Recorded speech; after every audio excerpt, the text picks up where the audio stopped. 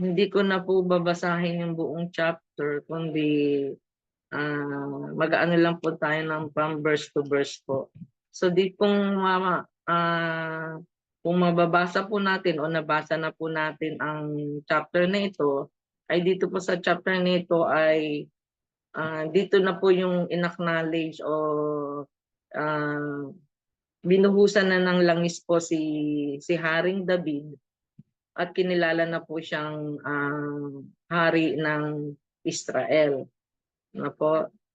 At sa verse 3 po yung makikita natin, 2 Samuel verse 3, na nandun binuhusan po si Haring David. Siya na po ay inacknowledge na hari ng Israel. And then sa verse 6 naman po, sinabi doon na nagtagumpay si David laban sa mga Jebuseo. So habang dito rin po ay pinakita na ah, kala, ka- ano, kasama na po sa pagiging hari ni Haring David ay yung mga pakikipagdigma niya po sa mga kalaban. So sa verse 6 and 7, makikita dito na nung siya'y naging hari, pinangunahan niya ang kanyang mga kawal upang lusubin ang mga Jebuseo na nasa Jerusalem. Sinabi nila kay David, hindi ka makakapasok dito kahit mga bulag at lumpo lamang ang magtanggol dito. So dito nakita natin na ah, parang nilalait po ng mga Juduseo si Haring David, na parang sinasabi niya na kahit mga bulag at lumpo yung magtatanggol dito, talagang hindi kayo makakapasok. Ano po? So sa verse 10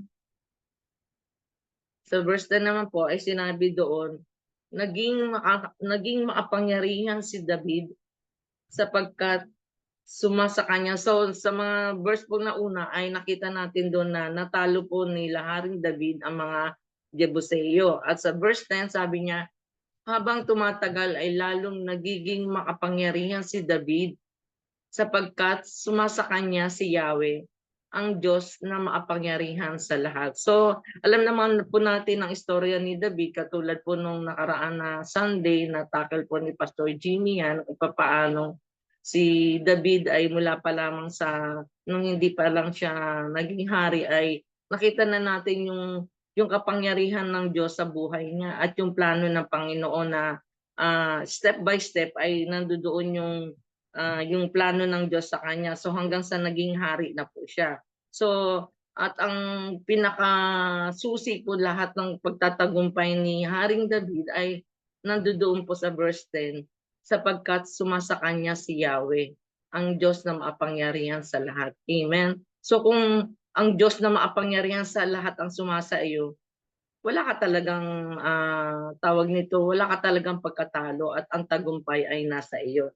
Amen? So sa verse 11, makikita naman natin doon na kasama pa rin po sa pagtatanggumpay ni Haring David ay yung favor na binibigay ng Panginoon sa kanya. Si Haring Hiram ng Tiro ay nagpadala ng mga sugo kay David. Pagkatapos, nagpadala siya ng mga kahoy na sedar at mga karpentero at kanterong gagawa ng palasyo ni David. So nandun yung favor ng Panginoon, no? Sumasa kanya ang Panginoon na makapangyarihan, nandun din po yung favor ng Lord sa kanya, nandun yung provision sa kanya. Amen. So sa verse 12, dito po sa verse 12 ay nandun yung assurance na tiyak na po ni Haring David na ang pagiging hari niya sa Israel ay pinagtibay na ni Yahweh at ginawang maunlad ang kanyang kaharian alang-alang sa bayang Israel. So yung pagtatagumpay po ni Haring David na pinagtibay ng Panginoon ay hindi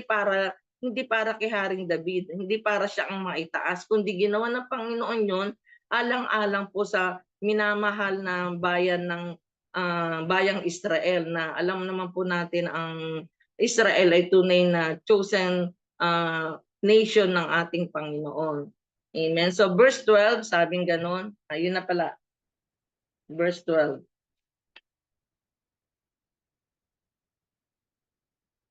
Okay?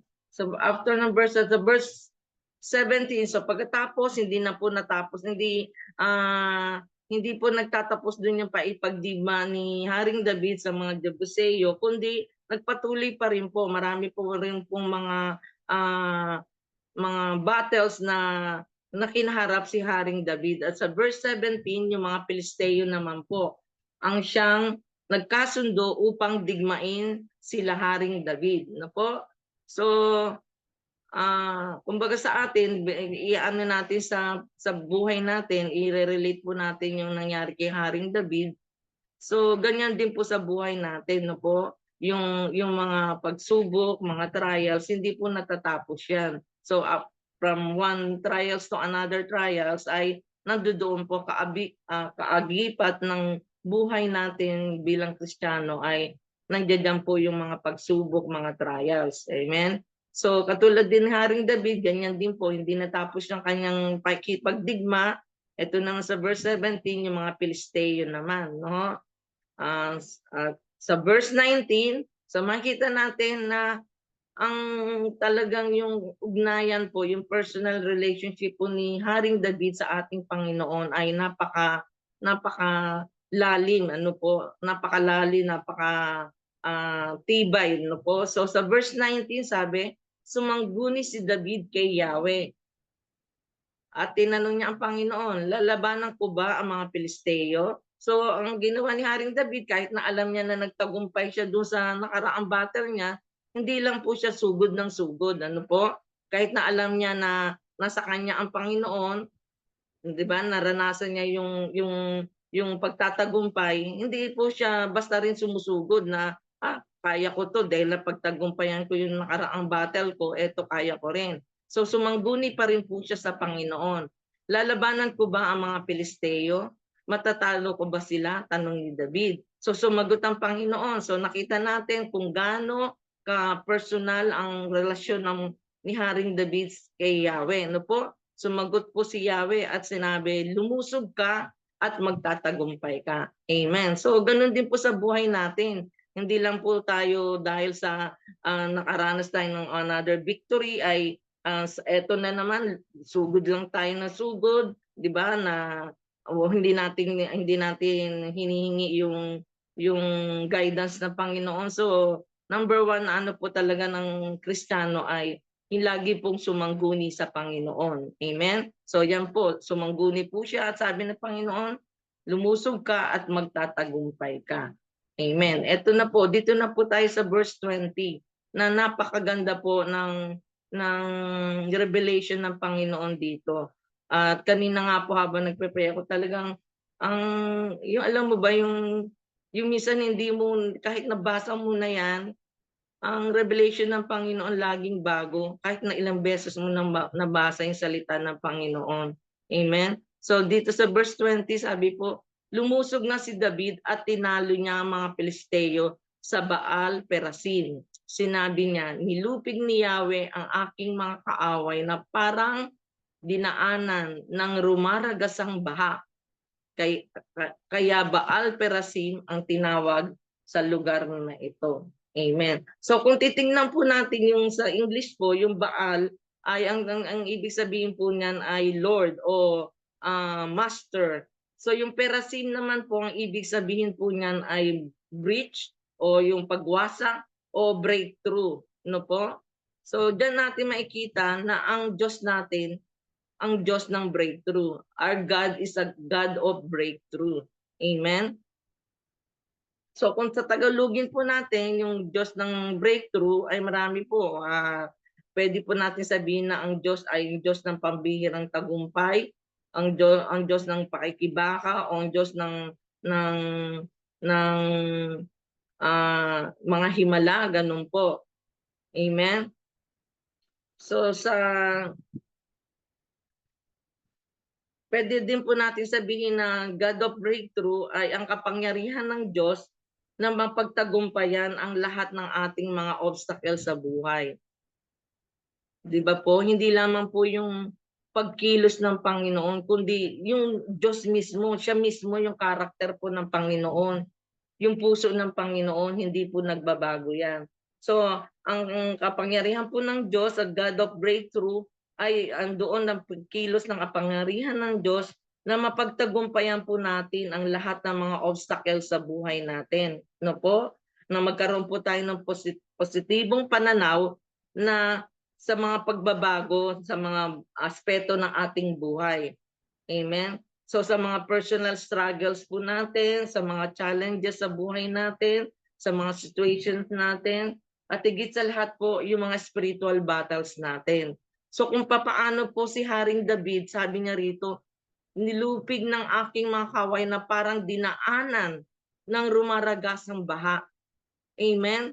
So ganun din po sa atin, no? Yung mga spiritual battles natin na minsan hindi natin maunawaan, hindi natin, alam mo ba yun, nag-struggle tayo kasi hindi, wag po natin sabihin na hindi tayo nag-struggle kasi habang nandito po tayo, habang inaantay po natin yung pagkuha sa atin ng Panginoon, ay kasama na po ng spiritual na buhay natin, yung nandiyan dyan, yung mga trials, no po, yung mga obstacles, no, mga pagsubok, di ba?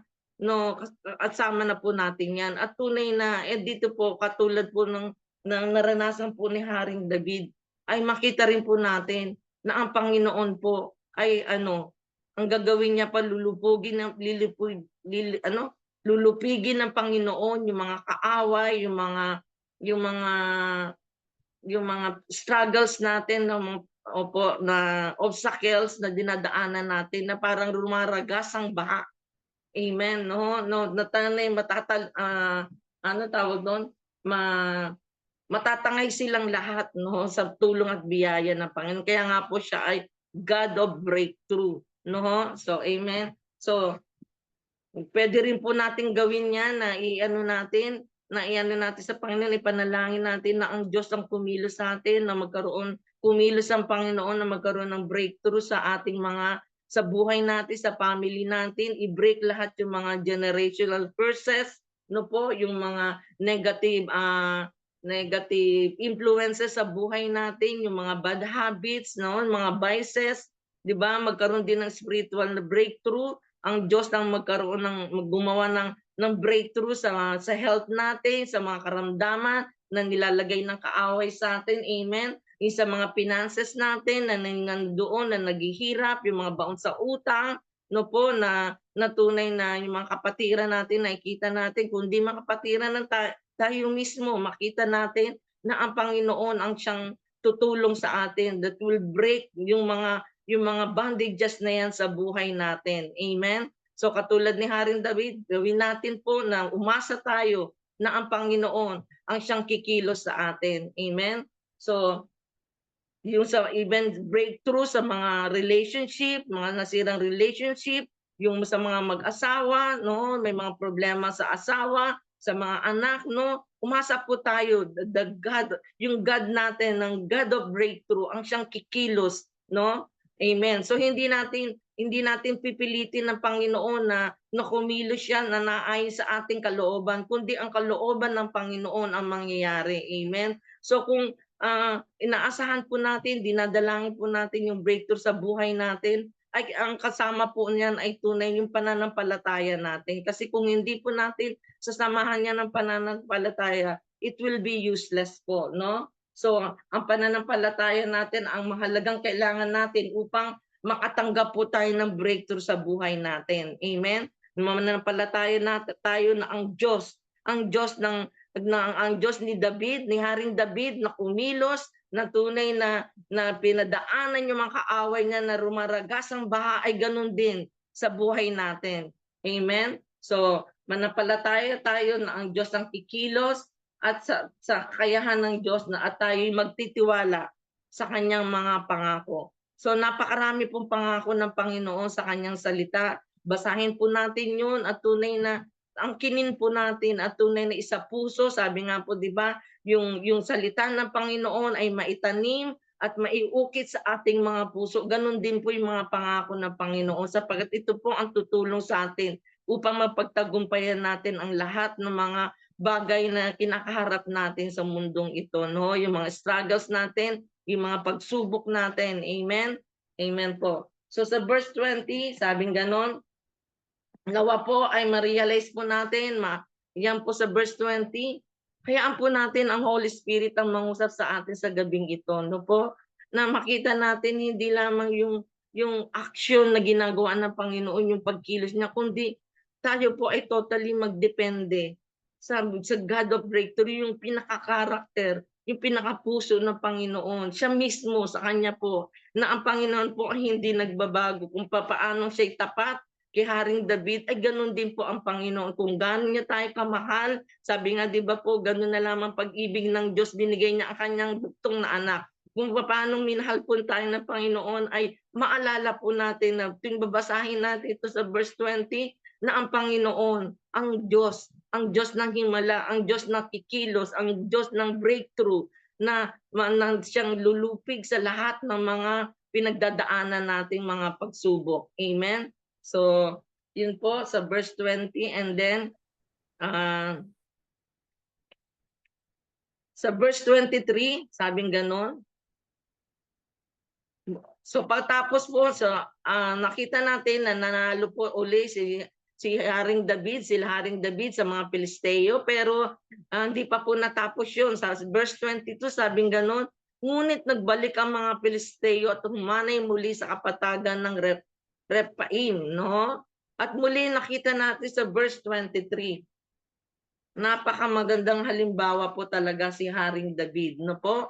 Sa pagdating po sa kanyang relasyon sa ating Panginoon. Sumangguni na naman kay Yahweh si David, at ito ang sagot: huwag mo silang lusubin ng harapan, lunugid ka sa kanilang likuran sa tapat ng mga puno ng balsam. Pagkarinig mo ng mga yabag sa itaas ng mga kahuyan, lumusog ka agad, sapagkat ako ang nangunguna upang gapiin sila. Amen, no? Amen. So, makita po natin na ang Diyos, no, pag meron po tayong instruction sa Panginoon, sumangguni tayo, at pag may instruction sa Panginoon, sumunod po tayo, no, sa instruction ng Panginoon. Huwag po natin pangunahan ng Panginoon na as if na alam na po nating lahat, no po? So sabing gano'n, pagkarinig ng mga yabag sa itaas ng kahuyan, lumusog ka agad. Amen? Sapagkat ako, hallelujah, sapagkat ako ang nangunguna upang gapiin sila. Amen? So tayo po ay mag-totally dependent po tayo sa Panginoon, na siya po ang mangunguna sa atin. So ngayon po nandito po tayo ngayon sa prayer and fasting natin, 21 days na prayer and fasting. So makita po natin, ipag-pray po natin, ipag-fast po natin, hindi lamang yung mga prayer item na naisulat, kundi ipag-pray po natin yung spiritual breakthrough sa buhay natin, una po sa atin, no? Spiritual breakthrough sa buong JCM, sa JCM family, yun po, sapagkat yun po ang kailangan natin. At kung magkakaroon po ng breakthrough sa buhay natin, it will follow po, no? Susunod na po sa atin yung answered prayer po na pinagpapas natin, pinapanalangin natin, na ando doon yung katugunan ng Panginoon. We will have victory from one victory to another victory. Amen? Amen po. So, ano po, at kailangan din po natin na sa buhay natin, talagang kailangan po natin sa buhay natin yung breakthrough natin na yan, no? Ang Diyos ng breakthrough ang kailangan natin. Amen? So sa John 16:33 po, sabing ganon, magdaranas kayo ng kapighatian sa mundong ito. So yan na po, sinabi ng Panginoon, di ba, na kung dumaan man tayo sa mga trials, wag na po tayong ano tawag doon, wag na tayong magtaka, no? Sabing ganon na tayo magdaranas ng lahat ng mga kapighatian, nagdaranas ng lahat ng mga suliranin, no? Dadaan tayo diyan, no? Pero sabing ganon, yung pakibaka po natin, yung mga trials natin, mga hardship natin ay tunay po na magpapatuloy habang inaantay natin ng Panginoon. Amen? So, yun po, habang inaantay natin, Panginoon, nandiyan po masusubukan yung pananampalataya natin, na wag po tayong susuko, gaano man kahirap, di ba? Na minsan hindi natin maunawaan, no, na lalo na yung mga dumaan sa maraming pagsubok, from one trials to another, minsan hindi natin maunawaan, Lord, hindi ko na po alam bakit ganito, no? Hindi naman natin sasabihin na hindi tayo nagkulang sa pananampalataya natin. Hindi natin sasabihin na nagkulang tayo sa pananalangin. sa pagbabasa ng salita ng Panginoon. Hindi tayo nagkulang sa pag-attend sa mga services, pero nandoon no, hindi natin maunawaan na bakit dumaraan tayo. Pero katulad po sinabi ng Panginoon diyan, sabi nga noon, magdaranas kayo ng pagkapighatian sa mundong ito. Amen? So, pero kasunod naman po ang sinabi ng Panginoon. Ano po yung pangako ng Panginoon diyan? Magdaranas kayo ng kapighatian sa mundong ito. Ngunit, hindi po nagtapos doon ang Panginoon sa salita niyang yan. Na sabi niya lang, sige, magdaranas ka ng kapighatian sa mundong ito, period. Pero ang sabi ng Panginoon, ngunit tibayan ninyo ang inyong loob. Amen. Hallelujah. Hallelujah. Ang Diyos po ang nagsasabi niya sa atin. Ang Holy Spirit po nagsasabi niya sa atin. So, ngayon po tanggapin po natin yan mula sa ating Panginoon. Mula sa banal na Espiritu, sinasabi niya po sa atin, tibayan ninyo ang inyong loob. No? Sapagkat napagtagumpayan ko na ang sanlibutan. Amen. No? Hindi tayo ang nagtagumpay kundi ang Panginoon. No, napagtagumpayan na ng Panginoon 'yon. Kung kaya 'yun ang kinin natin na nagpagtagumpay ang Panginoon, siya ang ating Panginoon, siya ang ating Lord of Lords, siya ang ating Diyos na buhay. So kung napagtagumpayan niya po 'yun ang sanlibutan, ay andun po, napagtagumpayan na rin po natin 'yan, mga pagsubok na 'yan. Amen. So, sa ating po pagwawakas sa Psalms 43:5 po. Sa English ko po sa anuhin ito sa another version po. So magibadalangin po natin ito sa Psalms 43:5 na sinasabi, "Then I will say unto my soul." Sige po, maging panalangin po natin. I will sing to my soul, I will sing to our soul. Don't be discouraged. Don't be disturbed. For I fully expect my Savior, my God, to break through for me. Amen? So yun po ang panalangin natin. At kung andun na po ang Panginoon ang nag-break sa pamamagitan po sa buhay po natin, then I will have plenty of reasons. No, napakaraming bagay tayo po. Meron po tayong rason na, no po, na tayo ay magpuri paulit-ulit sa lahat ng mga pinagdaanan nating pagsubok, sa lahat ng mga answered prayer, no? So ang nais po ng Panginoon, tayo ay magpasalamat, magpuri sa Panginoon. Amen. So pananalangin po natin sa gabing ito ay tunay na isa-isip po natin, isa-puso natin, sa espiritu natin yung the God of breakthrough, ang siyang tunay na puputol sa lahat ng mga bandages, yung mga panalangin po natin, lalo na yung may mga sakit, no po, na ang Panginoon ang magpapagaling sa lahat ng mga prayer request natin, expect po natin na ang Panginoon po ang siyang tutugon. Amen? And after na tumugon ng Panginoon, ay tunay ibigay natin sa Panginoon ng papuri, pasasalamat, no? Wag po tayong huminto sa pasasalamat sa lahat ng mga kabutihan ng Panginoon, sapagkat yun po ang nais ng Panginoon. Ang Diyos po ay nalulugod na pagkatapos po natin makamit ang tagumpay, kasi si Haring David po matapos na makamit ang lahat ng tagumpay, pinagtagumpay siya ng Panginoon, ay nandoon siya ay nagpupuri sa Panginoon.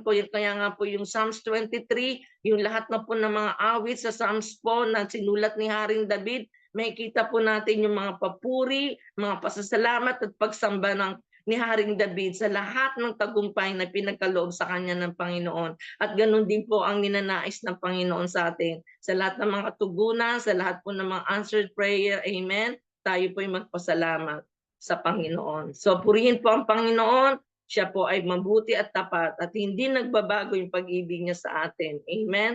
So tayo po ay manalangin, Panginoon Diyos, salamat po. Pinupuri ka namin, sinasamba ka namin, Panginoon, tunay Lord, na hayaan mo po na matanggap namin ang katotohanan na ito. Na Lord, sa hindi lamang sa aming puso, sa aming isipan, kundi mismo sa aming mga espiritu, Lord God, na ito'y tanggapin namin, Panginoon, that you are our God of breakthrough, Panginoon. Purihin ka, Panginoon, sa aming pananalangin sa gabing ito. Ikaw po ang malayong mangunam, banal na espiritu. Sa iyo ang papuri at pagsamba, Panginoon, sa pangalan lamang ng iyong pangalan, Panginoong Jesus. Amen and amen.